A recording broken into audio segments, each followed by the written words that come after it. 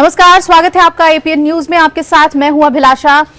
आज दो बड़ी खबरों की बात करेंगे, जहां एक तरफ यूपी में छठे चरण के मतदान पर लगातार हमारी नजर बनी हुई है और मणिपुर में भी लोग अपने मताधिकार का प्रयोग कर रहे हैं। वहीं वाराणसी में मोदी विश्वनाथ और काल भैरव मंदिर के दर्शन करेंगे। तो ये दो बड़ी खबर है आज, जिस पर हमारी नजर बनी रहेगी और साथ ही एक चर्चा भी करेंगे कि पूर्वांचल किस तरह से अब अहम हो गया है बीजेपी के लिए, बाकी राजनीतिक पार्टियों के लिए भी, क्योंकि कहा जाता है कि पूर्वांचल का दंगल जिसने मार लिया वो सत्ता के गलियारे में काबिज हो जाता है। तो एक तरफ वाराणसी आज सभी सियासी चेहरों से रूबरू होगी। न सिर्फ प्रधानमंत्री नरेंद्र मोदी अपने संसदीय क्षेत्र में होंगे, बल्कि अखिलेश और राहुल रोड शो के जरिए वाराणसी के लोगों को अपने पक्ष में करने की कोशिश करते दिखेंगे। और दूसरी तरफ बसपा प्रमुख मायावती मौजूद होंगी वाराणसी में और रोहनिया में उनके एक जनसभा का कार्यक्रम है। तो तस्वीर देखिए, मतदान जारी है। 49 सीटें हैं 7 जिलों के पूर्वांचल में। तो मोदी रोड शो के करते हुए बाबा विश्वनाथ के धाम पहुंचेंगे और ये रोड शो मुस्लिम बहुल्य इलाकों से होता हुआ गुजरेगा। इसके लिए प्रशासन ने सुरक्षा के पुख्ता इंतजाम किए हैं, बाकायदा बैरिकेडिंग लगाई गई है और मोदी से रोड शो के लिए इस इलाके के लोग काफी उत्साहित हैं। ये तस्वीर आप देख रहे हैं ठीक बीएचयू के सामने, मदन मोहन मालवीय के प्रतिमा के पास आज वहां माल्यार्पण करेंगे। तो तमाम तैयारी उस हिसाब से यहां पर की जा रही है। बल्कि रोड शो के दौरान अखिलेश और राहुल गांधी भी यही पहुंचेंगे। समापन रोड शो का यहीं पर होगा, इसलिए सुसज्जा की जा रही है मदन मोहन मालवीय की प्रतिमा की।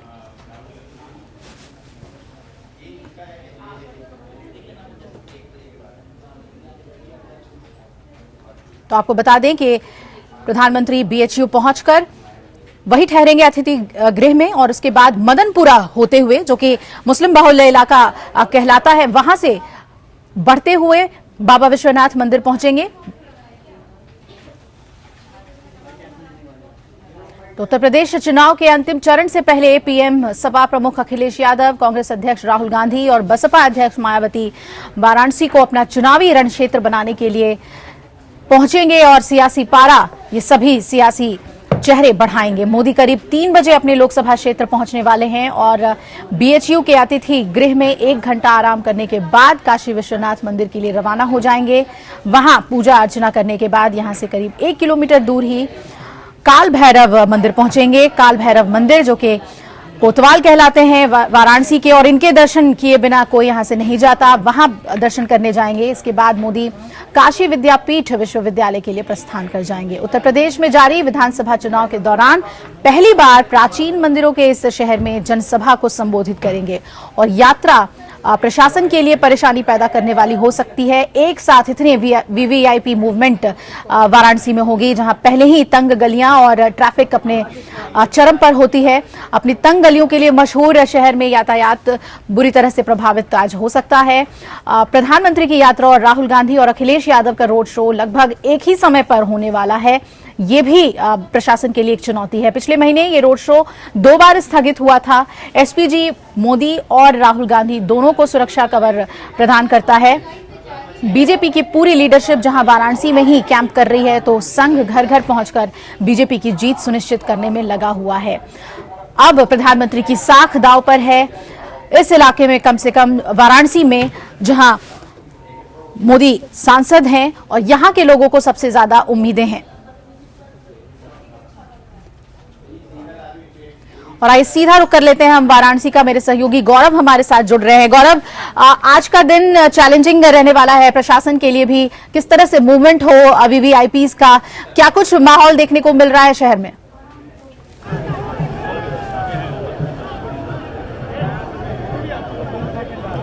बिल्कुल सही कहा अभिलाषा आपने। जो आज काशी का जो माहौल है, तमाम जो धुरंधर हैं आज वो काशी में है। नरेंद्र मोदी, अखिलेश यादव, राहुल गांधी सभी जो है आज आखिरी चरण के चुनाव के लिए जो है प्रचार प्रसार करेंगे और वाराणसी में तीनों दिग्गज मौजूद हैं। इस वक्त हम लंका पर मौजूद हैं, बीएचयू के ठीक सामने इस वक्त हम मौजूद हैं। प्रधानमंत्री बाबतपुर हवाई अड्डे पहुंच चुके हैं। अब से कुछ ही देर में बीएचयू हेलीपैड पहुंचेंगे और यहां से निकल करके प्रधानमंत्री सीधे मदन मोहन मालवीय की प्रतिमा पर माल्यार्पण करेंगे और तमाम जो नेता हैं वो मौजूद हैं। श्रीकांत शर्मा मौजूद हैं, बनारस के जो मेयर है रामगोपाल मोले वो मौजूद हैं। तो ये पूरी तैयारी है जो यहाँ पर आप देख सकते हैं। तमाम जो कार्यकर्ता हैं वो हाथों में झंडे और बैनर लेकर के मौजूद हैं। माल्यार्पण करने के बाद नरेंद्र मोदी जो है विश्वनाथ मंदिर जाएंगे, सोनारपुरा और मदनपुरा से होते हुए जाएंगे और उसके बाद बाबा काल भैरव के दर्शन करेंगे। काल भैरव के दर्शन करने के बाद फिर मोदी जो है जौनपुर के लिए रवाना होंगे। वहां पर जो है उनकी एक जनसभा प्रस्तावित है और उसके बाद जब मोदी लौटेंगे तो बनारस के टाउन हॉल में एक छोटी सी जनसभा करेंगे। तो आज ये कार्यक्रम है और इसके साथ ही साथ बता दें अखिलेश यादव और राहुल गांधी भी रोड शो कर रहे हैं। उनकी भी रोहनिया और अजगरा में एक जनसभा है, उसके बाद वो भी रोड शो करेंगे। गोदौलिया तक उनका रोड शो आना है। तो तमाम ये हलचल है। मायावती ताल ठोक रही है बनारस में, आज उनकी भी एक जनसभा रोहनिया में है। तमाम सियासी दिग्गज जो आज हैं वो बनारस में मौजूद हैं और इस समय जो हाल है बनारस का वो आप सीधे तौर पर देख सकते हैं। तमाम बड़े दलों के जो समर्थक हैं वो भी यहाँ पर मौजूद हैं। तमाम जो रूट्स हैं उनको डाइवर्ट कर दिया गया है। सुरक्षा के पुख्ता इंतजाम किए गए हैं। चूंकि वीवीआईपी मूवमेंट आज बहुत ज्यादा है, बहुत अहम दिन है आज का बनारस में। इसको देखते हुए प्रशासन की जो चुनौती है वो कम नहीं है अभिलाषा, और तमाम जो सुरक्षा बल है उनको तैनात भी किया गया है। बिल्कुल, हम देख सकते हैं तस्वीरों में कि गहमा गहमी कितनी ज्यादा है। और एक तस्वीर हम आपको दिखा रहे हैं कि जैसा कि गौरव बता रहे थे कि हेलीपैड पे किसी भी वक्त प्रधानमंत्री का हेलीकॉप्टर पहुंचेगा, बीएचयू ही पहुंचेंगे। आप ये भी जानना चाहेंगे गौरव, अगर एक तस्वीर हम याद करें कांग्रेस की, जब सोनिया गांधी पहुंची थी काफी भीड़ हुई थी और कांग्रेस का ये दावा था कि अब माहौल बदल रहा है वाराणसी का। क्या आज के रोड शो की बात करें अखिलेश और राहुल गांधी की, तो क्या वो उम्मीद है उन्हें कि वैसे ही भीड़ जुटेगी?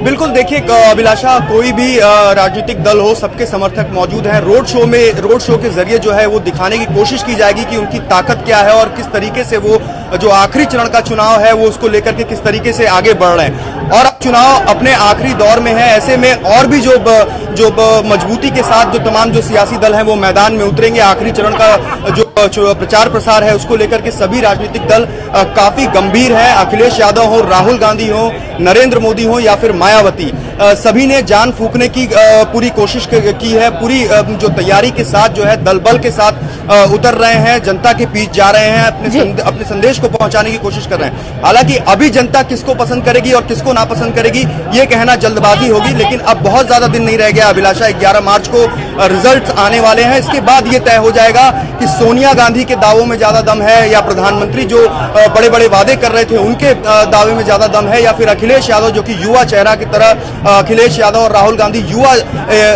चेहरे की तरह सामने आ रहे हैं। तो किसको जनता पसंद करेगी ये जरूर देखने लायक होगा अभिलाषा। चलिए गौरव, आपके पास लौटेंगे हम अपडेट के लिए। शुक्रिया आपका। और तस्वीर भी हम लगातार आपको दिखा रहे हैं। प्रधानमंत्री पहुंच चुके हैं वाराणसी। ये हेलीकॉप्टर उनका लैंड कर चुका है वहां बीएचयू के हेलीपैड पर। ये ताजा तस्वीर हम आपको दिखा रहे हैं वाराणसी से।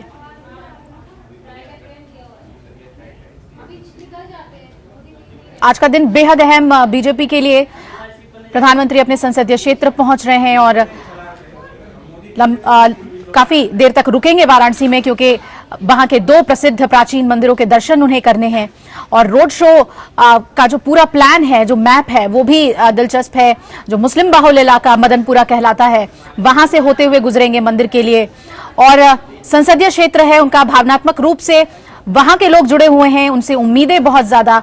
कितनी उम्मीदें पूरी हुई हैं खासतौर पे नोटबंदी के बाद, ये तमाम बातें सामने आएंगी। और बीजेपी के सभी शीर्ष नेता इस वक्त मौजूद हैं वाराणसी में अपने पक्ष में वोटर्स को करने के लिए, ताकि 2014 का ही जादू एक बार फिर से चले मिशन उत्तर प्रदेश के चुनाव में।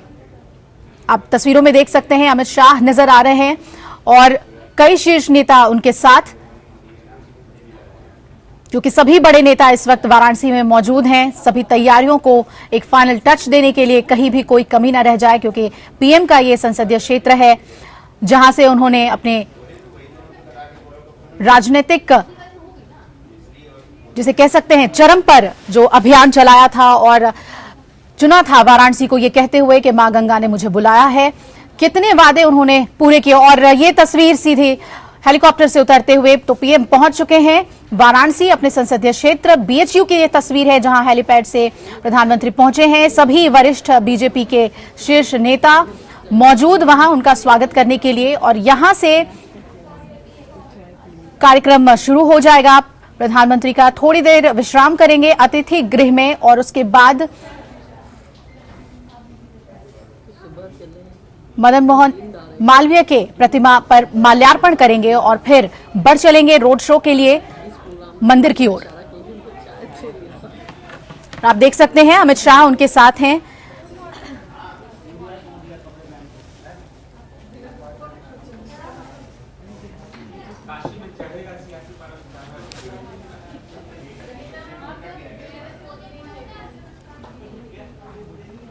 और इधर बाहर बीएचयू के बाहर खचाखच लोग भरे हुए हैं, बीजेपी के समर्थक मौजूद हैं पीएम के आमद के लिए और स्वागत करने के लिए। तो बीएचयू पहुंच चुके हैं प्रधानमंत्री नरेंद्र मोदी और अब बढ़ेंगे अतिथि गृह की ओर, जहां थोड़ी देर विश्राम करने के बाद मदन मोहन मालवीय के प्रतिमा पर माल्यार्पण करेंगे, यहां से अपनी यात्रा शुरू करेंगे। तमाम सुसज्जा कर ली गई है। तस्वीर में हम आपको दिखा रहे हैं कि सभी वीवीआईपीज पहुंचेंगे आज बनारस में और मदन मोहन मालवीय के प्रतिमा के पास जरूर सभी आएंगे। इस वजह से भी आज पूरी तरह से सजाया गया है उनके प्रतिमा को। तो पीएम का काफिला बढ़ चुका है और साथ ही सभी जो सीनियर नेता उनके स्वागत के लिए वहां मौजूद थे वो भी बढ़ चुके हैं। थोड़ी ही देर में कार्यक्रम की शुरुआत हो जाएगी, लेकिन पहले विश्राम करेंगे प्रधानमंत्री, उसके बाद वाराणसी का कार्यक्रम आगे बढ़ेगा।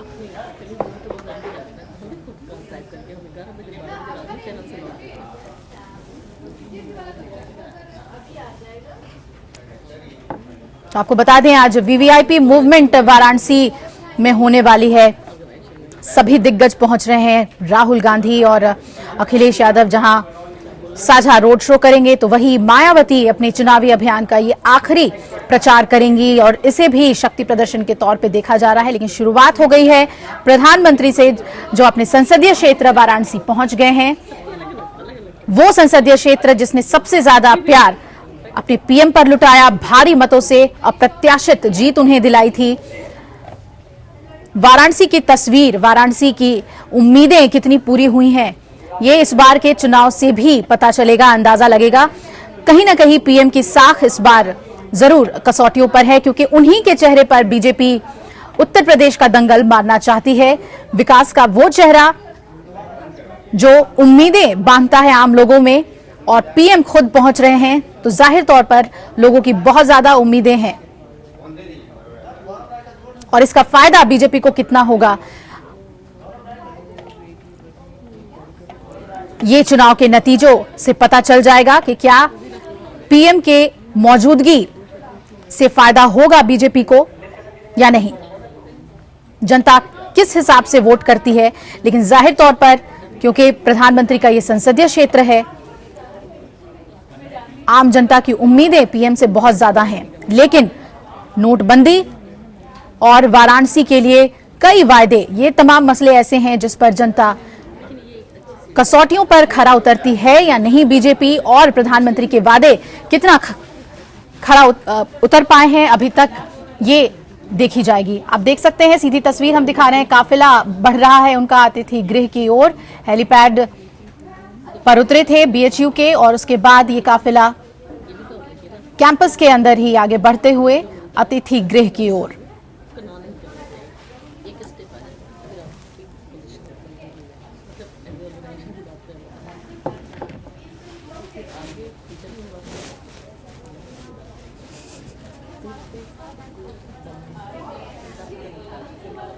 तो आज सियासी पारा अपने चरम पर होगा वाराणसी में। वो शहर जिसकी एक अपनी ही गति है, अपना ही मिजाज है, उसमें थोड़ा खलल पड़ेगा। ट्रैफिक को किस तरह से प्रशासन मैनेज करता है, ये भी अपने आप में बहुत चुनौतीपूर्ण है, क्योंकि वो तमाम इलाके जहां से रोड शो गुजरेंगे वो पहले ही जैम पैक्ड होते हैं, बहुत ज्यादा ट्रैफिक वहां पर होती है और उसे उस रोड शो के लिए थामना, रोक देना, ये बहुत चुनौतीपूर्ण होगा प्रशासन के लिए। और एक बार फिर वही तस्वीर होगी जो 2014 में लोकसभा चुनाव के दौरान थी। हुजूम के हुजूम राजनीतिक पार्टियों के नजर आते थे और ठीक वही तस्वीर आज भी देखने को मिलेगी वाराणसी में।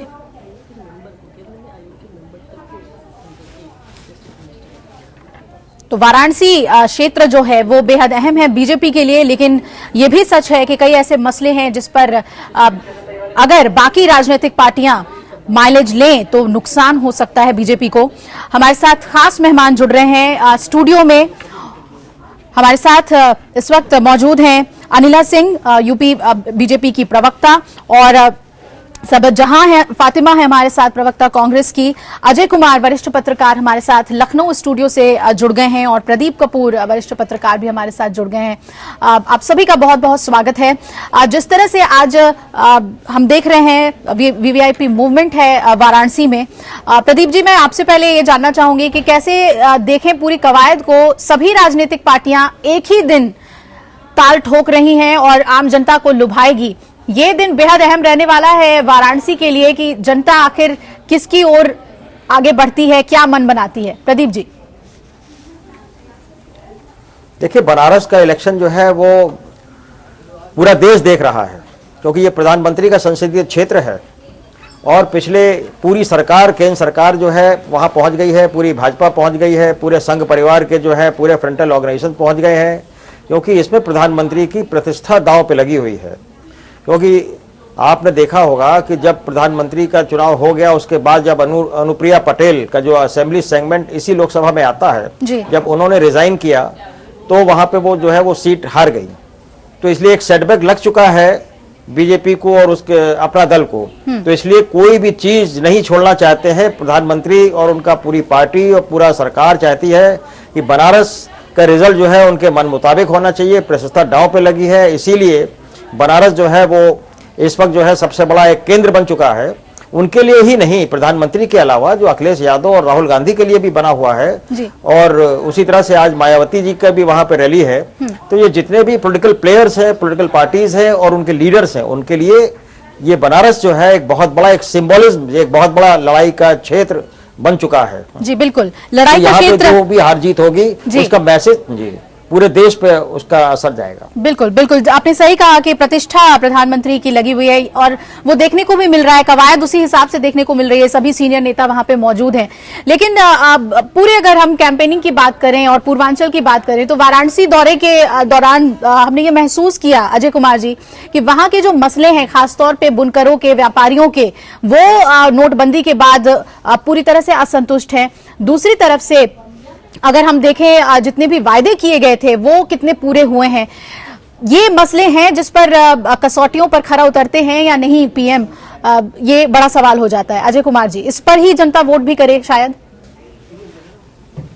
देखिए, आज छठा चरण है और छठा चरण में आजमगढ़ और गोरखपुर इन दो मंडल की 7 सीटों पर मतदान होना है, 9 सीटों पर जी। और जो स्थिति थी 2012 के चुनाव में इन 49 सीटों पे से 27 जो थी सपा के साथ थी, तो सपा की भी प्रतिष्ठा बहुत बड़ी दांव पर है। और मैं एक बात आपको बता दूं, बड़ी विचित्र बात लगेगी, मेरा अपना आंकलन है कि इसमें मां फैक्टर, एम फैक्टर इस पूरे क्षेत्र में बहुत ज्यादा प्रभावशील रहेगा।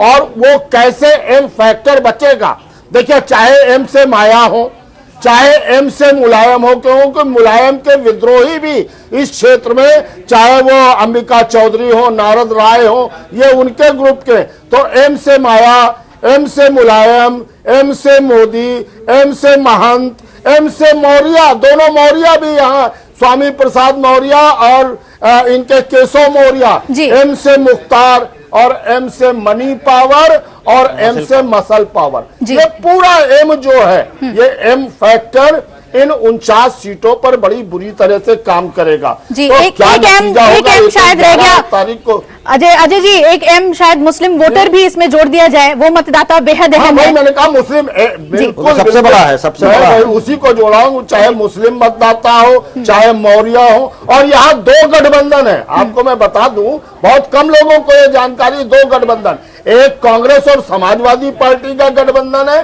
और एक भारतीय जनता पार्टी ने वहां भारतीय समाज पार्टी से गठबंधन कर रखा है। 8 सीटें उसको दी हैं। और ये छठा चरण क्या होता, मैं आपको छोटा सा बता दूं। छठा चरण वो होता है, एक 7 भावर होती है शादी में, और 7 चरण है। छठे चरण में कन्या आगे हो जाती विवाह में, और 5 चरण तक तो वर आगे होता, छठे में कन्या आगे हो जाती, और इसी के बाद कन्या जाती है और वो श्रृंगार करके आती है। तो ये छठा चरण सबसे महत्वपूर्ण है। किसकी प्रतिष्ठा दांव लगेगी, क्या ये गठबंधन सही में आएगा, क्या ये विवाह सही ढंग से संपन्न होगा, बाद में तलाक होता है, क्या होता, ये सारी चीजें इस छठे गठबंधन पर, छठे चरण पर ही निर्भर कर रही हैं। मैं तो यही समझता हूं कि सबकी प्रतिष्ठा दांव पर है। वाराणसी में 7वें चरण के लिए सारे लोग वहां इकट्ठा हैं। मोदी मंत्रिमंडल के 11 मंत्री वाराणसी में आज के दिन है, उनका रोड शो है। मायावती भी रैली कर रही है, आज राहुल और अखिलेश का भी एक रोड शो वहां होना है। तो ये बनारस है, बनारस की। चलिए अजय जी, बहुत ही दिलचस्प चर्चा आपने की, और इसे वाकई में दिलचस्प माना जाएगा। जो भी एम फैक्टर की आपने बात की, और जो प्रतिष्ठा की बात लगातार हो रही है कि पीएम की प्रतिष्ठा ही दांव पर है, क्योंकि बीजेपी और कांग्रेस के प्रतिनिधि यहाँ पर हैं। कैसे देखें अनिला जी, पूरा पूर्वांचल अगर देखें तो यहीं पर आपके लिए थोड़ा पॉजिटिव है, लेकिन फिर भी अगर ये एम फैक्टर काम करते हैं तो क्या बीजेपी अपने पक्ष में कर पाएगी? सरकार बनाने की जो सपना है वो क्या पूर्वांचल के जरिए बीजेपी का सच होगा? नहीं, देखिए अभिलाषा जी, अच्छा ये रहेगा कि अगर हम ये जाति और धर्म के मुद्दों को ना यहाँ पर चर्चा में लेकर आए, और जो उस क्षेत्र के मुद्दे हैं उस पर चर्चा करें तो बेहतर है। क्योंकि आज का जो वोटर है, चाहे वो ग्रामीण क्षेत्र में रह रहा हो और चाहे वो शहरी क्षेत्र में रह रहा हो, जिन परेशानियों से वो आए दिन जूझता रहता है, वो उसके लिए मुद्दे हैं। ठीक है, बाकी तो देखिए ऐसा है कि चाहे वो समाजवादी पार्टी हो और चाहे वो बीएसपी हो, वो दलित और मुस्लिम कार्ड प्ले करना चाहते हैं, और समाजवादी पार्टी जो है वो यादव और मुस्लिम कार्ड प्ले करना चाहते हैं। उब चुकी है जनता इन सब चीजों से।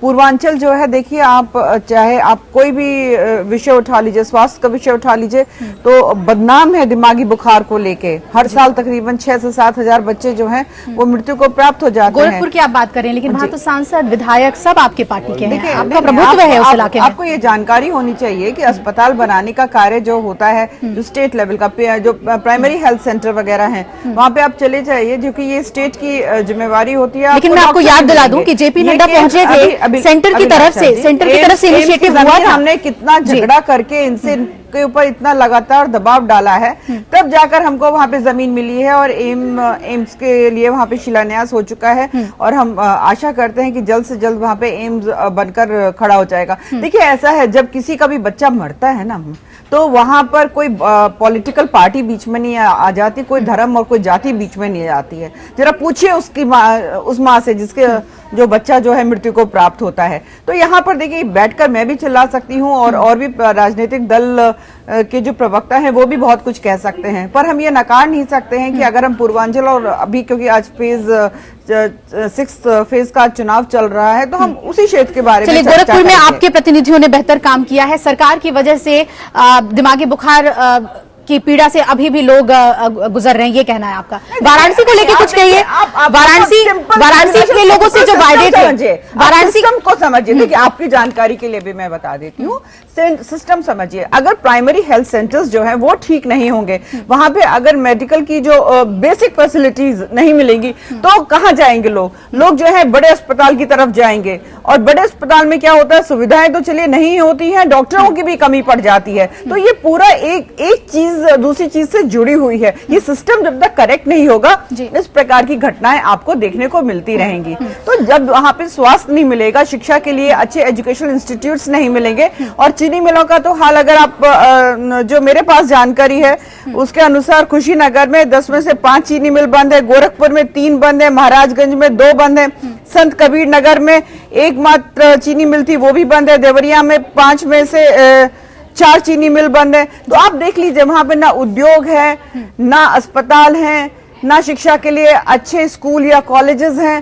तो आप वहाँ सभी का इलाकों की डेवलपमेंट बात कर रहे कैसे हैं। होगा? वाराणसी के भी यहाँ पर आप नहीं, आपसे जरूर वाराणसी जानना के आज चाहेंगे आप बात करना कि- चाहती हैं या जब बिल्कुल, बिल्कुल। लास्ट फेज का चुनाव होगा तब बात करना चाहिए? अभी भी बात करना चाहते हैं क्योंकि आज बहुत ज्यादा वहां पर वीवीआईपी मूवमेंट है, खुद प्रधानमंत्री वहां पर है, वाराणसी पर भी हम चर्चा करेंगे।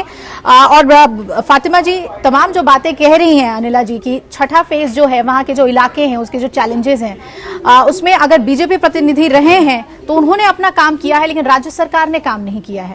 पहले जब आपका गठबंधन अब नहीं ये तो था बेचारी तो कांग्रेस आप के हैं, कहती आपको थी समाजवादी वाले से बिल्कुल पूछना चाहिए। ये अब इनको भी जवाब देना होगा। बिल्कुल क्योंकि बिल्कुल साथ हम में- जवाब देने के लिए ही बैठे हैं यहाँ पे। देखिए पूर्वांचल जिसे कहते हैं वो मेहनत कश लोगों की जगह है, जैसा कि देख भी रहे हैं, और पूरी तरह पे कृषि पर निर्भर है। वहाँ कृषि भी कुदरती आफत से बचे नहीं होते हैं, ये हम सब जानते हैं। बिहार में भी इस तरह के कुछ हिस्से हैं। जिस वक्त नोटबंदी की गई थी वो वक्त रबी की बुआई का टाइम था, किसान पैसे पैसे को मुहताज हो गए और रबी की बुआई करने में असफल रहे। उनकी हालत क्या हो गई आपको उसका अंदाजा होगा ही। उसके साथ साथ नोटबंदी की वजह से बेरोजगारी वहां पे आई, जो लोग वापस आए। अभी अनिला जी ने कुछ बातें कही इंसेफ्लाइटिस की, इंसेफ्लाइटिस पे भी बात करना चाहेंगे। जी बिहार, मुजफ्फरपुर बिहार का एक जिला है और वहीं से सटे हुए वो सब लोकेशन जो आपका गोरखपुर वाला आता जी। है, सब बेल्ट एक ही में आता है। बिहार भी उससे बहुत बुरी तरह ग्रसित था और हम लोग कई साल से बहुते अपने बच्चों को मरते हुए देख रहे थे और असहाय थे। ऐसा नहीं था कि वहां पे मेडिकल सुविधाएं नहीं थी, लेकिन पता ही नहीं चल रहा था कि आखिर वो किस वजह से उनकी मौत हो रही है। और यही मार्च से लेकर के जून जुलाई तक बहुत ज्यादा मौतें वहां पे होती थी। जी। फिर राज्य सरकार ने वहां पे बाहर की टीम मंगाई और जांच से ये पता चला कि वहां पे लीची की फसल होती है और जो बच्चे बासी मुंह लीची खा लेते हैं वो पॉइजन का काम कर जाता है। फिर उनको फीवर होती है और वो मौत के गोद में सो जाते हैं।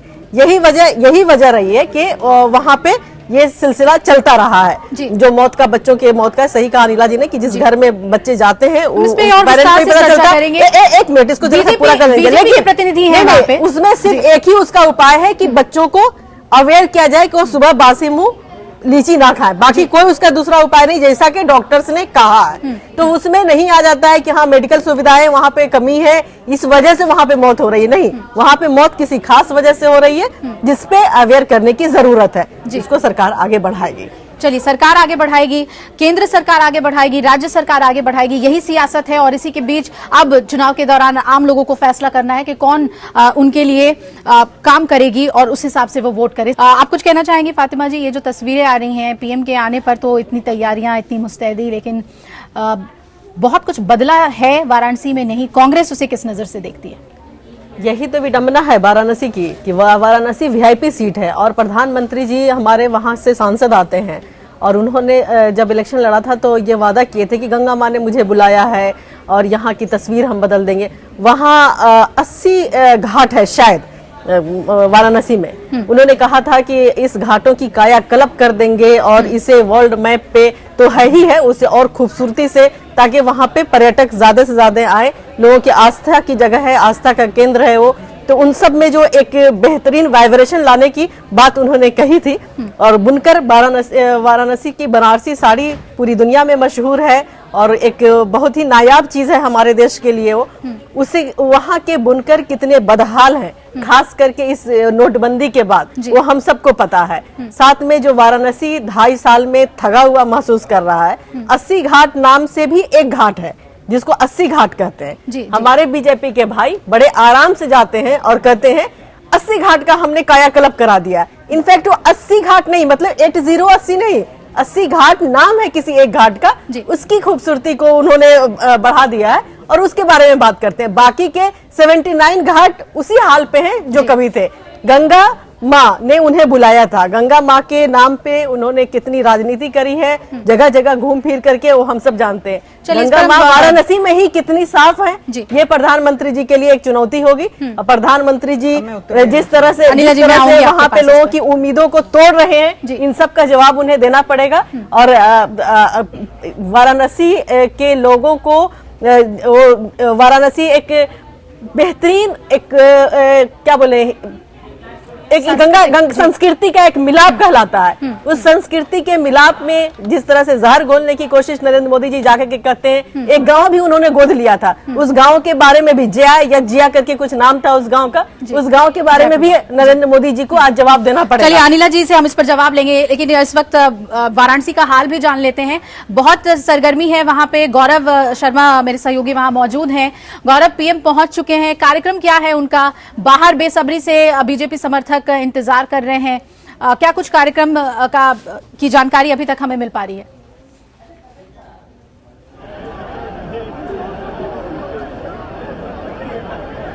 बिल्कुल अभिलाषा, देखिए पीएम पहुंच चुके हैं बीएचयू और अब से कुछ ही देर में महामना की जो प्रतिमा है उस पर माल्यार्पण करेंगे और उसके बाद यहां से वो सीधे बाबा विश्वनाथ के दर्शन के लिए रवाना होंगे। और जो रूट तय किया गया है विश्वनाथ मंदिर के रोड शो के लिए, वो 80 से सोनारपुरा मदनपुरा, जो कि सोनारपुरा और मदनपुरा मुस्लिम बहुल इलाका है, वहां से होते हुए गुदौलिया पहुंचेंगे और गुदौलिया से सीधे बाबा के धाम जाएंगे और वहां पर दर्शन करेंगे। करीब 1 घंटे बाबा विश्वनाथ के मंदिर में प्रधानमंत्री मोदी बिताएंगे। 51 लीटर दूध से रुद्राभिषेक करेंगे और उसके बाद काल भैरव मंदिर की तरफ प्रधानमंत्री का काफिला बढ़ेगा। वहां पर भी विशेष आरती का प्रबंध किया गया है। आरती के बाद प्रधानमंत्री काल भैरव मंदिर से निकल करके फिर सीधे जौनपुर के लिए रवाना होंगे। ये तमाम जो कार्यक्रम है ये आज यहाँ पर प्रधानमंत्री के कार्यक्रम के तौर पर निर्धारित किए गए हैं। शाम में एक छोटी सी सभा को भी संबोधित करेंगे प्रधानमंत्री। और अब से यहाँ पर कुछ ही देर में प्रधानमंत्री पहुंच जाएंगे। तमाम यहाँ पर जो कार्यकर्ता हैं वो सुबह से ही मौजूद हैं। हाथ में झंडे और बैनर स्पष्ट तौर पर दिखाई दे रहे हैं। श्रीकांत शर्मा खुद मौजूद हैं बीएचयू मालवीय प्रतिमा पर। तो पीएम का इंतजार अब यहाँ पर जो उनके तमाम जो समर्थक हैं उनको है। अब से कुछ ही देर में, या फिर यूं कहें कि 2-4 मिनट के अंदर ही प्रधानमंत्री यहां पर पहुंच जाएंगे और माल्यार्पण कर मालवीय प्रतिमा से विश्वनाथ मंदिर की ओर रवाना होंगे। गौरव, आप बने रहिएगा हमारे पास, हम लौटेंगे आपके पास ताजा तस्वीर के लिए। अनिला जी, बनारस इस वक्त बहुत एक्साइटेड नजर आ रहा है, वो तस्वीर में आप देख रहे हैं, लेकिन वो बीजेपी समर्थक हैं। लेकिन जिन गलियों, चौराहों और घाटों की बात फातिमा जी कह रही हैं कि स्थिति नहीं बदली है, आप क्या कहना चाहेंगी? 2.5 सालों में क्या जितना काम हुआ है या नहीं हुआ है, उस पर अगर रिपोर्ट कार्ड की बात की जाए, क्योंकि पीएम खुद कहते हैं कि आप मुझे रिपोर्ट कार्ड दीजिएगा, क्या उस पर खरे उतरे हैं? इस बार के चुनाव में वो ठप्पा लगेगा कि पास? देखिए, फातिमा जी ने 2 बात यहाँ पर कही। एक तो घाटों के विषय में बोला और दूसरा बुनकरों के विषय में यहाँ पर बोला। मैं दोनों बातों का यहाँ पर उत्तर देना चाहूंगी। जहाँ तक घाटों का विषय है, मैं निवेदन करूंगी कि एक बार वाराणसी जाएं और जो गंगा के किनारे पे जो घाट बने हुए हैं वो आप स्वयं देखें तो आपको अंदाजा हो जाएगा। और जो वहाँ के लोग हैं, आम जनता है, वहाँ उनसे पूछें कि जब भारतीय जनता पार्टी केंद्र सरकार में आई और हमारे नरेंद्र मोदी जी वहां से सांसद बनकर चुनकर आए हैं, तब के घाटों में और उससे पहले के घाटों में अंतर क्या है? वो कह रही है सिर्फ 80 बहुत मैं देखिए अभिलाषा जी, मुझे बोलने दीजिए, मैं बीच में नहीं बोली थी। तो जाकर देखें, आपको वहाँ की पब्लिक उत्तर दे देगी कि पहले घाटों की स्थिति क्या थी और अब क्या है घाटों की स्थिति। ठीक है, तो यहाँ पर मतलब मैं उसका स्पष्टीकरण क्या दूं, वहाँ की जनता ही दे देगी, क्योंकि मैं खुद गई थी अभी 2 महीने पहले और वहाँ पे, एक सेकंड मैं बोल लूं फिर आप बोलिएगा। तो मैं खुद गई थी और मैंने वहाँ लोगों से पूछा और वहाँ पे भारतीय जनता पार्टी की प्रवक्ता के रूप में नहीं गई थी मैं अपने पत्नी के साथ मैं अपने पति के साथ गई थी वहाँ पे बाबा विश्वनाथ के दर्शन करने और फिर और मैं पूरे घाटों पे भी मैं वहाँ पे घूमकर आई हूँ। तो यहाँ पे घाटों की स्थिति क्या थी आपको स्वयं वहाँ की जनता बता देगी। दूसरी बात, बुनकरों का यहाँ पर विषय मैं आपको बताऊं तो सबसे एक पहली बात जो यहाँ पर मैं कहना चाहूंगी, क्योंकि उत्तर प्रदेश को भी गर्व है उस बात का और मुझे अपनी केंद्र सरकार पर भी है, एशिया का सबसे बड़ा ट्रेड फैसिलिटेशन सेंटर वहाँ पर भारतीय जनता पार्टी की सरकार ने, यानी कि केंद्र की सरकार ने रिकॉर्ड टाइम पे बनाया है। ये जरूर है कि शुरुआत में वहां पे जमीन देने में इतना परेशान किया था सत्ताधारी सरकार ने, जमीन नहीं दे रहे थे। और वो क्या है, वो केवल बुनकरों के लिए है कि चाहे वो वाराणसी हो और चाहे वो आसपास के क्षेत्र के जितने भी बुनकर हैं उनको एक ट्रेड सेंटर मिल जाए जहां पे एग्जीबिशंस भी लगेंगी, वो भी अपना सामान लाकर दिखा सकते हैं। ये चीजें तो चलिए प्रमोशन के लिए हैं, लेकिन प्रमोशन के बाद जो चल रहा है, देखिए आप अपना कॉन्सेप्ट क्लियर करिए। अगर आपने घाटों का जायजा लिया तो क्या बुनकरों का भी जायजा लिया? कॉन्सेप्ट क्लियर करिए। क्योंकि अनिला जी मैं भी बनारस में थी अभी इलेक्शन कवरेज में, घाटों की बात आपने कही, 80 में वो तब्दीली नजर आती है, जगह जगह कूड़ेदान लगे हुए हैं, घाटों में सफाई नजर आती है, मैं इसमें आपके साथ थोड़ा खड़ी हो जाती हूँ। लेकिन जब आप बुनकरों की बात कर रहे हैं, नोटबंदी के बाद उनके मैं विषय में बता रही हूँ, थोड़ा सा समय दीजिए, थोड़ी सी शांति रखिए। तो मैं आपको सब एक अचीवमेंट है और ये मेरे प्रदेश को भी गर्व होना चाहिए और मुझे केंद्र सरकार पे और मिनिस्ट्री ऑफ टेक्सटाइल्स पे बहुत गर्व है कि एक ऐसा सेंटर लाके खड़ा कर दिया है जो एशिया में अपने आप में एक अद्भुत पूरे उस सेंटर पे अगर साड़ियां ही ना बिके, अगर उनके पास काम ही ना आए, आप उस इंटरनेशनल सेंटर का क्या करेंगे? कितनी जानकारी है बुनकरों के विषय में? मैं उनके बीच होकर आई हूँ अनिला जी, मुझे बता अनिला जी, मैं उनके बीच होकर आई हूँ। नहीं, आप नहीं जानते, क्या मुझे तस्वीर दिखानी होगी? बुनकरों के विषय में क्या मुझे आपको रिपोर्ट दिखानी होगी? 4 लोगों नोटबंदी के बाद उनके पास काम नहीं है, उनका माल पड़ा हुआ है, जो उनकी लोकल खरीदार आते थे मुझे नहीं आते कि हमारी सरकार ने क्या किया है। तो ठीक है, आप बोल लीजिए फिर। जब आपके चिल्लाने से नहीं होगा ना, चिल्लाने से क्या होता है? आप सीधे तौर पे जवाब दीजिए, बुनकरों के विषय में सीधे तौर पे जवाब दीजिए कि क्या हालत है वहाँ बुनकरों के। आप जो है अगर आप मेरी हर बात को काटेंगे और मुझे ये नहीं बताने, ये अधिकार है मेरा, नहीं अधिकार है, आप जनता के लिए सवाल पूछ रही हैं। बहुत अच्छी बात है, आपको जितने प्रश्न ये कोई निजी सवाल नहीं है, आप पूछ लीजिए। हर बात को काटेंगे अनिला जी, ये कोई निजी सवाल नहीं है, नहीं सवाल वाराणसी के लिए है जिन्होंने प्यार दिखाया है प्रधानमंत्री बिल्कुल नहीं काट सकती है, ये मेरा अधिकार है। लॉजिक से रखिए, अधिकार और कर्तव्य है कि मैं मुझे रोक नहीं सकती सवाल बुनकरों के लिए क्या किया हुआ है। अनिला जी, आप मुझे रोक नहीं सकती सवाल पूछने से। आप मुझे रोक रही हैं, आप यहाँ पे मुझे रोक रही हैं। अगर मैं बुनकरों के विषय में बता रही हूँ, नोटबंदी के बाद आपने क्या उनको हर बात पे काटेंगे। नोटबंदी के बाद आपने क्या फैसिलिटी दी, आप इसका जवाब दीजिए। फैसिलिटी क्या है? आपको पता है कि वहाँ पे जो यान होता है वो सब्सिडाइज्ड करके दे रही है गवर्नमेंट। आपको पता है कि जो उनकी सुरक्षा, नहीं पहले से नहीं है, सुरक्षा बीमा योजना जो है उसमें 80% जो है उसका प्रीमियम सरकार दे रही है बुनकरों के लिए। एक्सीडेंटल डेथ पे जो है उनको ये 1.5 लाख रुपया देती है और नेचुरल डेथ पे 60,000 दे रही है। और आपको मतलब एक नहीं, मैं 10 चीजें यहाँ पर ऐसी 10 चीजें आपने गिना दी, मैं आपको कुछ भी बोलूंगी, मैं आपको कुछ भी बोलूंगी, आपको गलत लगेगा। फातिमा जी कुछ बोलेंगी, आपको आरोप प्रत्यारोप लगेगा। विषय में मैं प्रदीप कपूर जी 2 करोड़ रुपया दिया है, जाना चाहूंगा। अभिलाषा प्लीज आंसर कर दें जी। अनिला जी की बातों से ये लगा ये मरने की बात करती है, कांग्रेस पार्टी जिंदगी की बात करती है। यान की बात करते हैं,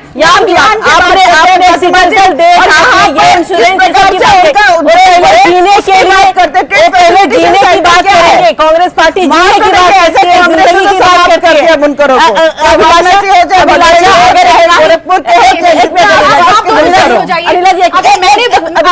अभिलाषा 1 मिनट, अगर इतना ही काम किया होता प्रधानमंत्री जी ने 2.5 साल में, तो आज पूरी की पूरी कैबिनेट आज वाराणसी में नहीं बैठी होती। आज संघ को डोर टू डोर जाने की जरूरत नहीं पड़ती। तो हम बैठे, जिनके पास कैबिनेट ही नहीं है तो कैसे बैठेंगे? बिल्कुल नहीं, इसलिए हमारे पास आम जनता है, हमारे पास आम बनारस इन्फ्लुएंस करता है पूरे पूर्वांचल को, बनारस बिल्कुल पूरे पूर्वांचल को, सभी नेता वहां पर मौजूद हैं, सिर्फ बीजेपी के नेता नहीं मौजूद हैं। लेकिन अगर हमारा आकलन गलत है कि बुनकर खुश हैं इंटरनेशनल ट्रेड फैसिलिटेशन सेंटर से, मैं चाहूंगी प्रदीप जी और अजय कुमार जी, क्या नोटबंदी के बाद हालात बेहतर हुए हैं बुनकरों के? जो मेरा आकलन है, जो मैंने अपनी रिपोर्टिंग के दौरान महसूस किया, जिस पर अनिला जी बिल्कुल भड़क गई हैं। अनिला जी जितनी चीजें गिना रही है, राज्य सरकार के पास भी इतनी ही चीजें हैं गिनाने के लिए कि बुनकरों के लिए हमने ये किया है, वो किया है। क्या जमीनी तौर पे, जमीनी स्तर पे 2.5 साल में स्थिति सुधरी है? एक एक करके आप इस पर अपनी टिप्पणी जरूर दें। प्रदीप जी पहले आप। ऐसा है कि बनारस जो है 5000 पुराना शहर है और हमें गर्व है कि हमारे उत्तर प्रदेश में बनारस है।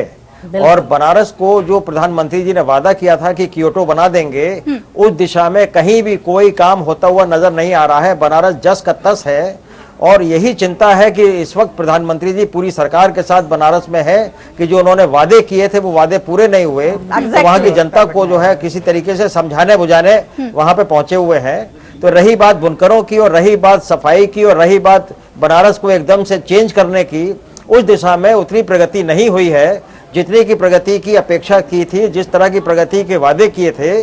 तो बनारस अगर चमका दें तो देखिए पूरे विश्व में जो है इसका एक मैसेज जाएगा, पूरी दुनिया से लोग बाग आते हैं और वो बनारस के घाट पे, बनारस के मंदिरों के और सब जगह के दर्शन करते हैं। तो इस वक्त तो प्रायोरिटी जो है वो बनारस को चमकाने की और उसको बहुत ही गौरवान्वित करने की है, और हम लोग सब लोग गौरवान्वित होंगे अगर बनारस चमकेगा, बनारस अच्छा होगा। लेकिन प्रदीप जी, क्वेटो की आपने बात की, क्वेटो 2.5 साल में नहीं बन सकता, एक लॉन्ग प्लानिंग की जरूरत होती है, और उस प्लानिंग पे बीजेपी कैसे काम करती है, प्रधानमंत्री की दूरदर्शिता क्या होती है, इसके लिए इंतजार करना होगा। लेकिन क्योंकि स्पेसिफिकली हम नोटबंदी की बात कर रहे हैं, बुनकरों की समस्या की बात कर रहे हैं, अजय जी, क्या नोटबंदी के बाद जो एक, जिसे हम कह सकते हैं एक मदद देना, एक सहारा देना, वो बनारस के बुनकरों को मिला होता तो ये इतने ज्यादा जो रोष वहां पर हमने महसूस किया वो नहीं देखने को मिलता? आप कैसे देखते हैं, क्या नोटबंदी के बाद कुछ खास करना चाहिए था पीएम को अपने संसदीय क्षेत्र के लिए?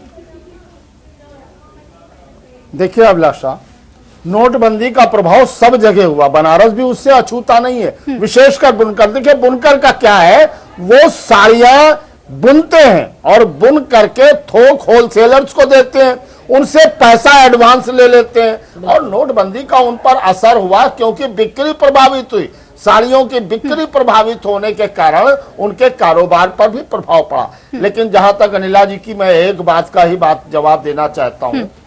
वाराणसी की बात हो रही है, हम तो पूरी बात कर लेते हैं जी। मोदी जी ने अपने सांसदों से कहा था कि एक एक गांव गोद लो, 1 साल में उसका काम पूरा करके दूसरा गांव गोद ले लो, 5 साल में कम से कम 4 गांव का सुधार हो जाए एक एक सांसद के। एक जयापुर गांव है, अगर न हो तो मैं याद दिला दूं, वाराणसी में है, क्या उसके सारे काम पूरे हो गए? मोदी जी ने क्या साल के पूरा होने पर दूसरा गांव गोद लिया?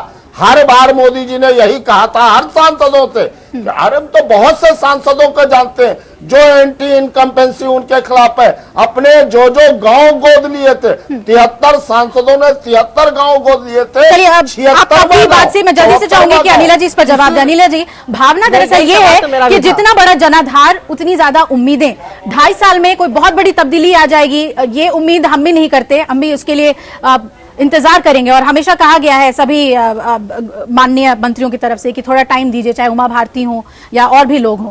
मैं आपसे ये जानना चाहती हूं कि पीएम का रिपोर्ट कार्ड अगर अच्छा हो भी, अबव 90%, बाकी सांसदों का क्या? उनसे भी तो उम्मीद है, उनको भी तो यूपी ने जिताया। आपको नहीं लगता इस बार के चुनाव में उसका नुकसान हो सकता है?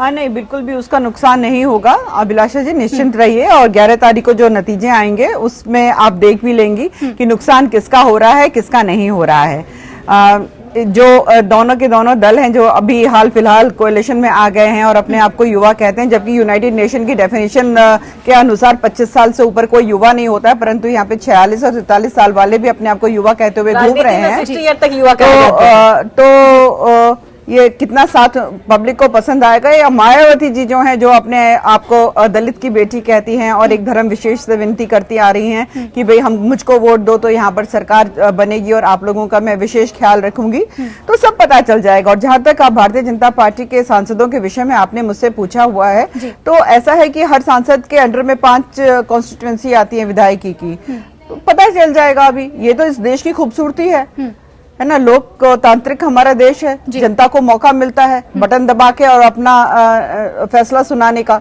यहाँ पर मैं उस पर बैठूं जी, सरकार बना रहे हैं आप? बिल्कुल 100%। बिल्कुल पूरी उम्मीद पूर्वांचल से, या बाकी 100 ही होता है 100%। बाकी अब थोड़े कम पड़े भी तो जोड़ तोड़ तो कर ही लेंगे आप। मैं तो बता तो रही हूँ 100% हम क्लियर मेजोरिटी के साथ सरकार बना रहे हैं यहाँ पे। चलिए, क्लियर मेजोरिटी का दावा है यहाँ पर, अनिला जी ने कहा है। छठे चरण के लिए पूर्वांचल के 7 जिलों की 49 विधानसभा सीटों पर मतदान जारी है और इसमें आजमगढ़, बलिया, देवरिया, गोरखपुर, कुशीनगर, महाराजगंज और मऊ, इन 7 जिलों की 49 विधानसभा सीटों पर सुबह 7 बजे से मतदान जारी है और शांतिपूर्ण, स्वतंत्र और निष्पक्ष मतदान करवाने के लिए पुख्ता इंतजाम किए गए हैं। केंद्रीय सुरक्षा बलों और पुलिस की पर्याप्त मात्रा में तैनाती भी है। तस्वीरें हम आपको दिखा रहे हैं बूथों की, जहां पर मतदाता मौजूद हैं अपने वोटर कार्ड के साथ। 49 सीटों पर कुल 635 प्रत्याशी मैदान में हैं और इनमें 63 महिला प्रत्याशी हैं। बसपा ने सभी 49 सीटों पर अपने उम्मीदवार उतारे हैं। बीजेपी ने 45 सीटों पर अपने उम्मीदवार उतारे हैं और कांग्रेस के 10, सपा के 40 उम्मीदवार मैदान में हैं। और देवरिया, आजमगढ़, मऊ, बलिया, गोरखपुर विधानसभा सीटों में मतदाताओं को अपने मतदान की तस्दीक करने की सुविधा मिलेगी।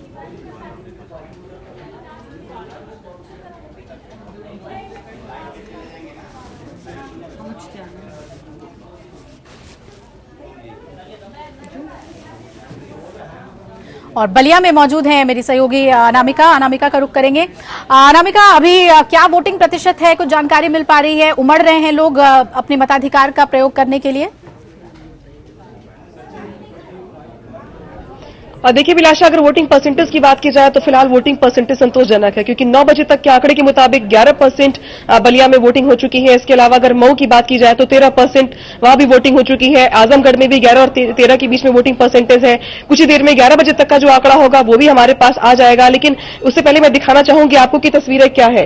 तस्वीरें यहाँ पर जो दिखाई दे रही है आपको, अभी भी लोग घर से बाहर निकल रहे हैं अपने मताधिकार का प्रयोग करने के लिए। लाइनें लगी हुई हैं। जैसे जैसे दिन चढ़ रहा है वैसे वैसे शहरी क्षेत्र के लोग जो है टाइम निकाल करके वोट डालने के लिए आ रहे हैं।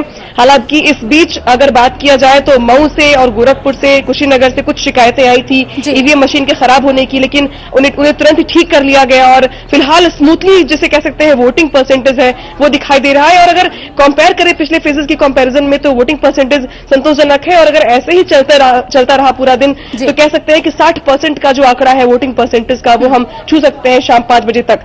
तो फिलहाल बहुत ही स्मूथ तरीके से वोटिंग चल रही है बलिया समेत तमाम जिलों में और मतदाता जो है अपने मताधिकार का प्रयोग करने के लिए आ रहे हैं। बिल्कुल। और फेफना विधानसभा के बारे में जानना चाहेंगे अनामिका, जैसा कि वहां पर अंबिका चौधरी के बेटे और सपा के प्रत्याशी के बीच झड़प हुई, गिरफ्तार हुए हैं आनंद यादव। जानना चाहेंगे आपसे वहां पर सब कुछ स्थिति जो है वो कंट्रोल में है और क्या एक्स्ट्रा प्रोविजन है प्रशासन की ओर से? देखिए देर रात अगर बात की जाए तो 1:30 बजे का ये मामला है जब संग्राम सिंह यादव के घर पर पहुंचे थे आनंद चौधरी, जो अंबिका चौधरी के बेटे हैं। और आनंद चौधरी का ये कहना था कि संग्राम सिंह यादव कुछ वोटरों को भड़काने का प्रयास कर रहे हैं पैसे के दम पर, और इसी मुद्दे को लेकर के दोनों के बीच तीखी झड़प भी हुई। हालांकि संग्राम सिंह यादव की ओर से रोहित यादव है, उनकी ओर से एक तहरीर दी गई, एफआईआर दर्ज कराया गया, मुकदमा दर्ज करा करके देर रात अरेस्टिंग भी हो गई। अंबिका चौधरी और नारद राय पूरी रात सुबह तक वो बलिया सदर कोतवाली में ही मौजूद रहे, लेकिन फिर भी आनंद चौधरी छूटे नहीं वहां से। और इसको देखते हुए फेफना विधानसभा के अंतर्गत जो पोलिंग बूथ है वहां पर सुरक्षा के जो इंतजाम हैं वो ज्यादा बढ़ा दिए गए हैं, क्योंकि माना यह जा रहा है कि अब वो जो पोलिंग बूथ है वो संवेदनशील हो गया है। और देर रात जिस तरह से घटनाएं हुई हैं, कार्यकर्ता बेहद उत्तेजित हैं और आनंद चौधरी को न छोड़ने की वजह से अंबिका चौधरी पक्ष के जो लोग हैं वो खासा नाराज हैं। लिहाजा कम से कम उस बूथ पर केंद्रीय बल जो है, इसके अलावा जो लोकल पुलिस है उसकी सुरक्षा बढ़ा दी गई है। लेकिन अगर देखा जाए वोटिंग परसेंटेज के मामले में तो वहां पे हमने देखा है कि सुबह 7 बजे से ही लोगों की लंबी लंबी कतारें देखने को मिली, जिसमें महिलाएं, पुरुष, नौजवान सभी ने बढ़ चढ़कर हिस्सा लिया। तो एक तरफ तो वहां पे सुरक्षा जो है वो चाक चौबंद कर दी गई है, वहीं दूसरी ओर जो लोग वहां पर हैं वोटिंग परसेंटेज के लिहाज से कम वो भी बूथ जो है वो काफी आगे है और वहां पे भी लोग अपने मताधिकार का प्रयोग करने के लिए जोर शोर से आ रहे हैं। बिल्कुल अनामिका, बने रहिएगा हमारे साथ। इस बीच अनिला जी और सरबत जहां फातिमा जी, प्रवक्ता कांग्रेस की, आप हमारे बीच बनी हुई थी चर्चा के लिए। बहुत बहुत शुक्रिया आपका हमारे बीच आने के लिए, चर्चा के लिए। और ये सीधी तस्वीर हम आपको दिखा रहे हैं वाराणसी की। पीएम पहुंच चुके हैं और उत्साह देखते बन रहा है बीजेपी समर्थकों का। सभी का अभिवादन किया है पीएम ने हाथ हिलाते हुए और माल्यार्पण कर चुके हैं। उसके बाद सीढ़ियों से उतरते हुए और यहां से पीएम की रोड शो की तैयारी जो कि वृहद नजर आ रही है। बीजेपी के समर्थक हुजूम में पहुंचे हुए हैं और पुलिस प्रशासन के लिए काफी चुनौतीपूर्ण, क्योंकि जो पूरा रोड शो है वो मदनपुरा होते हुए आगे बढ़ेगा। मदनपुरा मुस्लिम बाहुल्य इलाका है। हालांकि कहा जाता है कि इनके प्यार के बदौलत ही इतने बड़े मतों से, इतनी ज्यादा मतों से पीएम लोकसभा चुनाव में जीते थे बनारस से। अब माहौल कितना बदला है 2.5 सालों में, क्योंकि उम्मीदें जो थी बनारस की पीएम से वो कितनी पूरी हुई हैं, वो कसौटियों पर खरा उतरे कि नहीं उतरे, उस बेसिस पर जरूर विधानसभा चुनाव में भी वाराणसी क्षेत्र से लोग वोट करेंगे। यानी कि जो मोदी फैक्टर है वो बहुत अहम है पूर्वांचल के लिए, क्योंकि बनारस सीट इन्फ्लुएंस करता है पूरे पूर्वांचल को। यहां पर पीएम के काम की अगर सराहना होती है तो उसका असर पूरे पूर्वांचल में होता है। छठे चरण का आज मतदान है और 7वें के लिए ये जो कैंपेनिंग आप देख रहे हैं, आज वीवीआईपी मूवमेंट है। सिर्फ पीएम ही नहीं जोर लगा रहे हैं अपने लोगों के बीच, अपने संसदीय क्षेत्र में लोगों के बीच पहुंचे हैं, बल्कि आज राहुल गांधी और अखिलेश यादव भी रोड शो करेंगे। दूसरी तरफ रोहनिया में जनसभा करेंगी मायावती, अपनी शक्ति प्रदर्शन करेंगी और लोगों के थोड़े करीब जाते हुए पीएम सुरक्षा घेरे के साथ ही और लोगों का हुजूम उमड़ रहा है पीएम के करीब आने के लिए, एक बार अपने सांसद से हाथ मिलाने के लिए। भावनात्मक रूप से जुड़े हुए हैं लोग प्रधानमंत्री से, क्योंकि इसी सीट से वो चुने गए हैं और पीएम ने बनारस से कई वादे किए हैं। वादा उसे क्वेटो शहर बनाने का, विश्व के सबसे प्राचीनतम शहर को खूबसूरत सुंदर बनाने का, वहां के लोगों के दुख दर्द को दूर करने का और सबसे ज्यादा मां गंगा को स्वच्छ निर्मल अविरल बनाने का। उन वादों को लेकर कितना काम हुआ है, इसका जवाब आम जनता इस बार के विधानसभा चुनाव में यानी मिशन 2017 में भी जरूर देगी। अगर निराशा हाथ लगी है तो बीजेपी को नुकसान हो सकता है, लेकिन अगर उम्मीदें बंधी हुई हैं प्रधानमंत्री से तो फायदा बीजेपी को जरूर होगा वाराणसी क्षेत्र से। छठे चरण की बात कर लें तो एक तरफ जहां सरगर्मी वाराणसी क्षेत्र में देखने को मिल रहा है सभी वीवीआईपी सियासी दिग्गजों के पहुंचने से, तो दूसरी तरफ छठा चरण बेहद अहम है। इससे पहले जो जोर लगाया गया है कैंपेनिंग में, उस पर अब जनता मुहर लगा रही है। गोरखपुर में छठे चरण का मतदान जारी है और कुल 9 विधानसभा सीटों पर वोट डाले जा रहे हैं और ये तस्वीर लगातार हम आपको दिखा रहे हैं वाराणसी की। पीएम आगे बढ़ चुके हैं, उनका काफिला आगे बढ़ चुका है, मदनपुरा होते हुए काशी विश्वनाथ मंदिर पहुंचेंगे और ये तमाम तस्वीरें और अपडेट हम आप तक पहुंचाते रहेंगे।